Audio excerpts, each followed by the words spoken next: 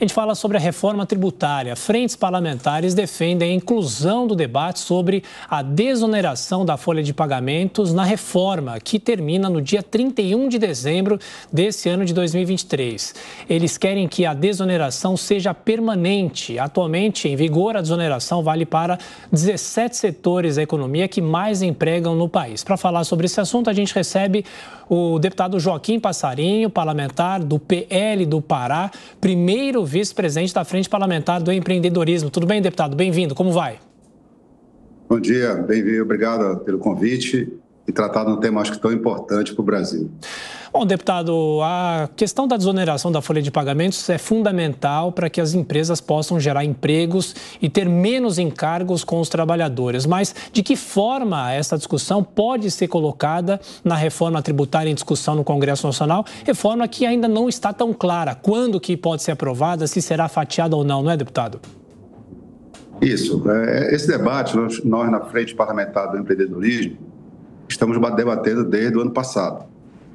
Durante a pandemia, ficou bem claro que esses 17 setores, como você falou, foram exonerados e essa desoneração da folha de pagamento ela resultou ou em não demissão ou em novas contratações, inclusive. Então, constata que essa exoneração da folha ela prejudica o emprego no Brasil. Então, é como nós estivéssemos cobrando imposto de quem emprega, de quem empreende nesse país. Então, também fica injusto você ter 17 setores exonerados e os outros setores não. Então, a ideia é que a gente vem debatendo da necessidade urgente do Brasil tirar essa carga de cima da folha de pagamento. E essa carga ela acaba acontecendo porque ela precisa arcar com as despesas da Previdência. Então, nós estamos fazendo esse debate, nós não temos um projeto pronto, nós estamos primeiro conversando com a sociedade, fazendo a sociedade entender da necessidade dessa mudança para fazer essa desoneração da folha.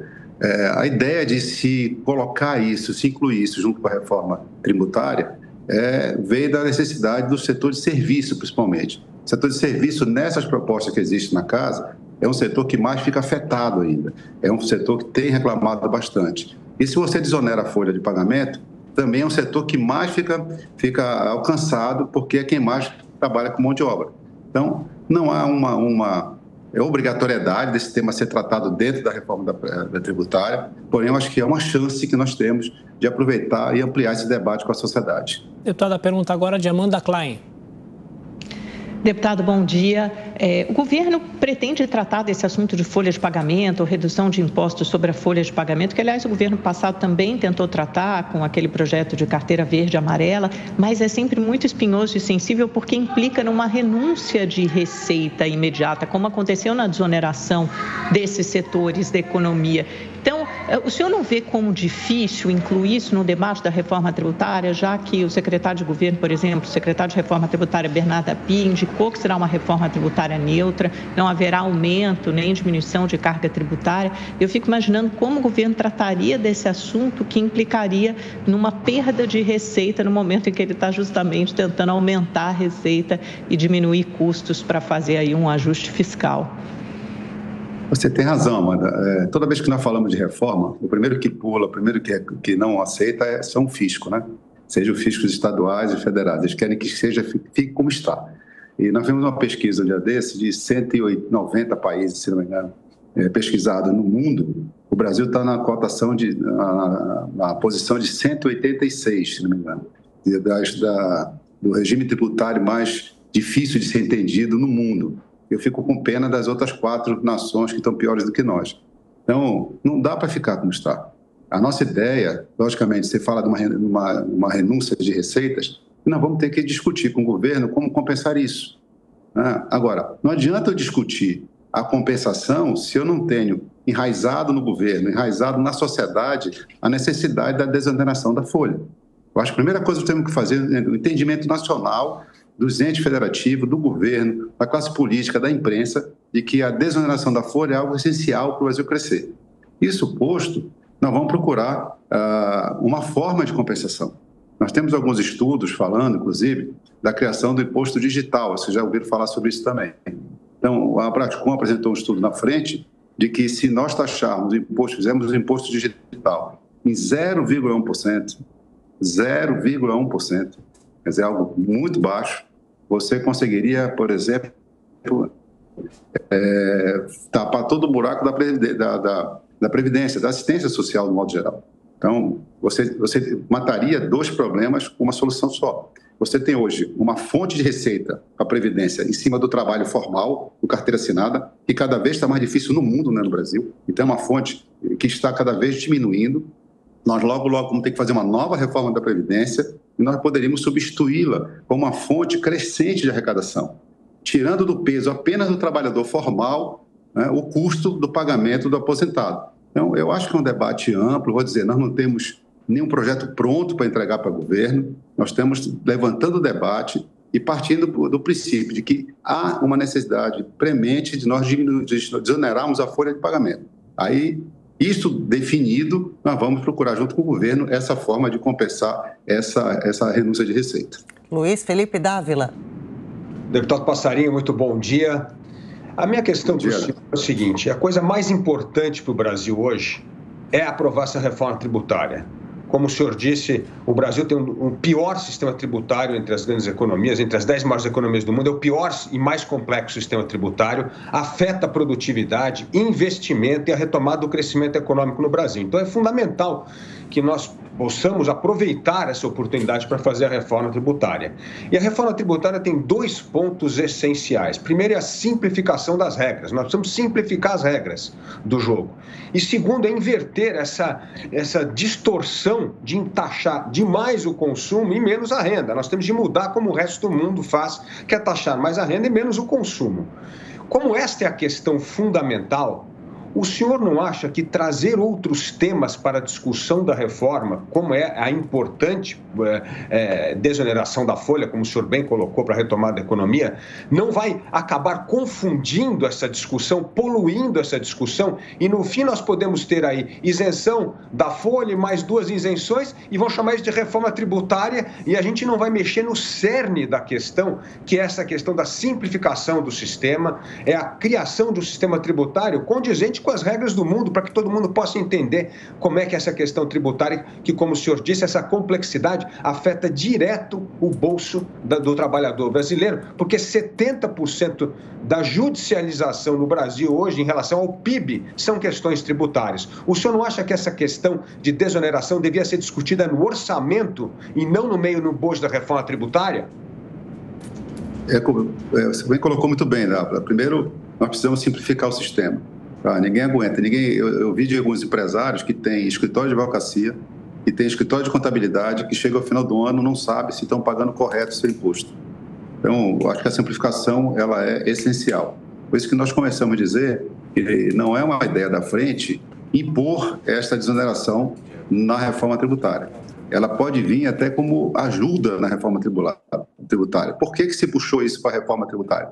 Porque nesta reforma sendo proposta, inclusive pelo API, o setor mais afetado, que tem chiado mais, falando de um aumento de carga tributária, é o setor de comércio e serviços.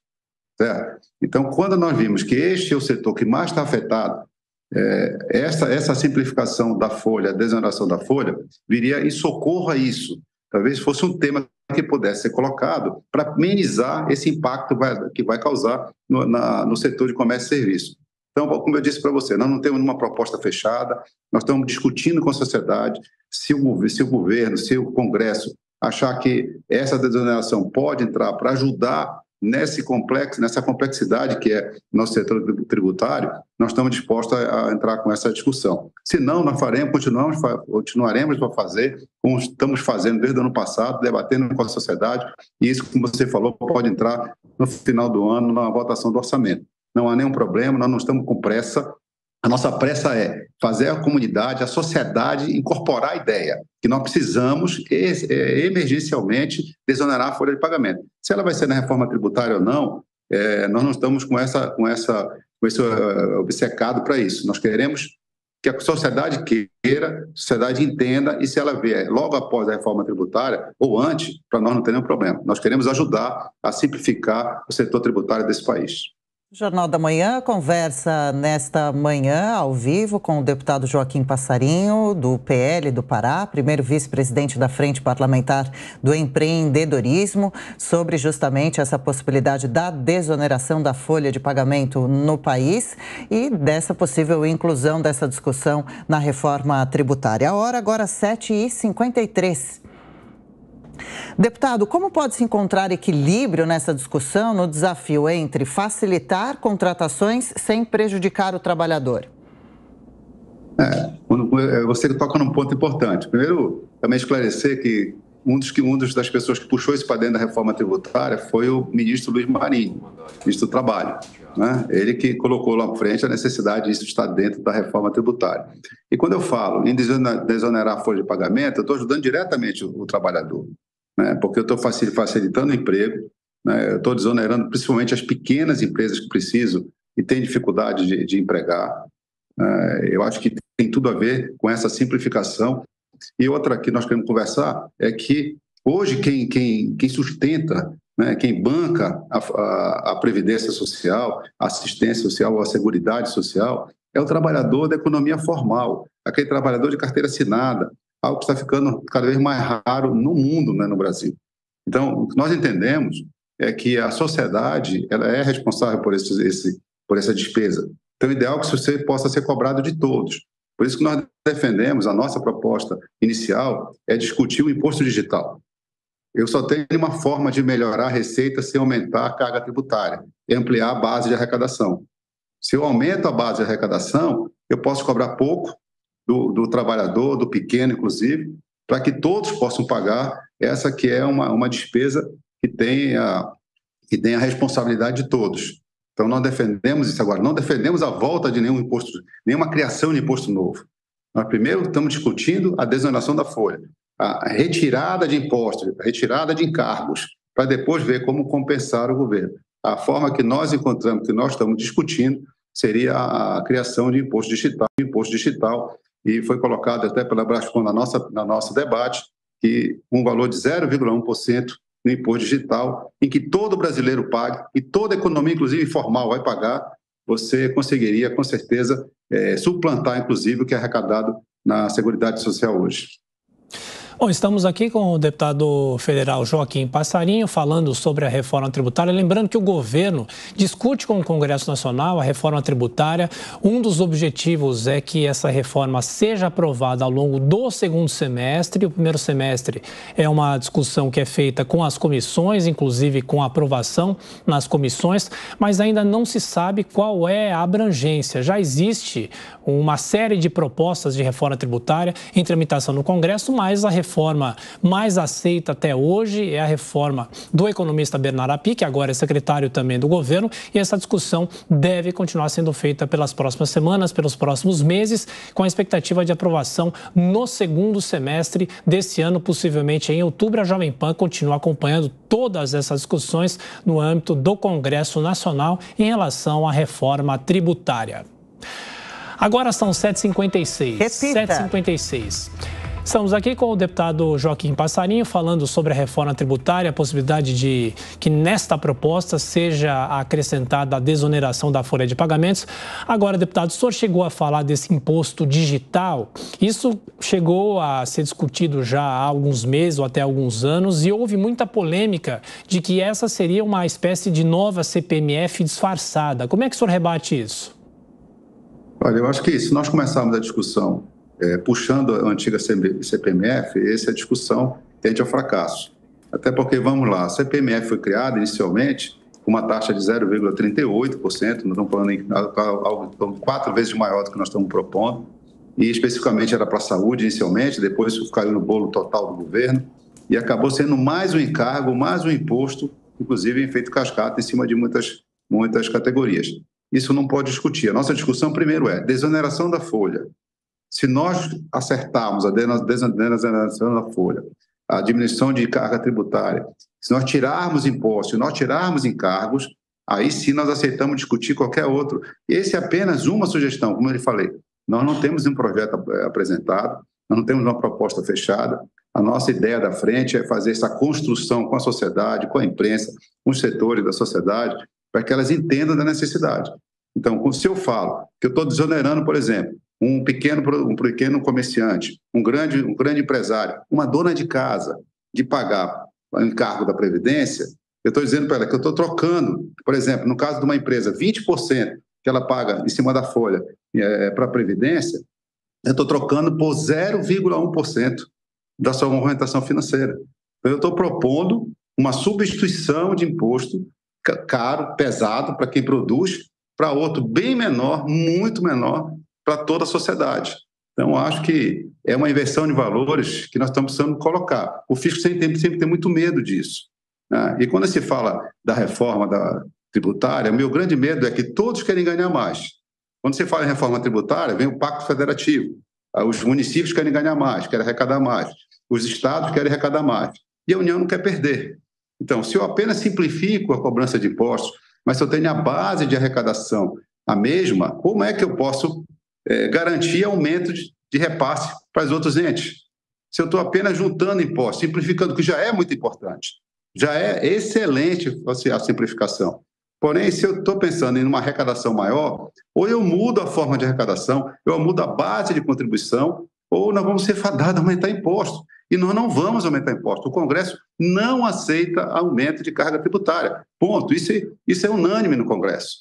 Então, nós temos que ter alguma proposta diferente. Apenas juntar impostos, nós vamos continuar arrecadando igual e vai frustrar os entes da federação, que penso que uma reforma dessa tributária acabará sendo benéfica e um aumento de recurso para essas entidades. Então, nós estamos pensando na mudança dessa base.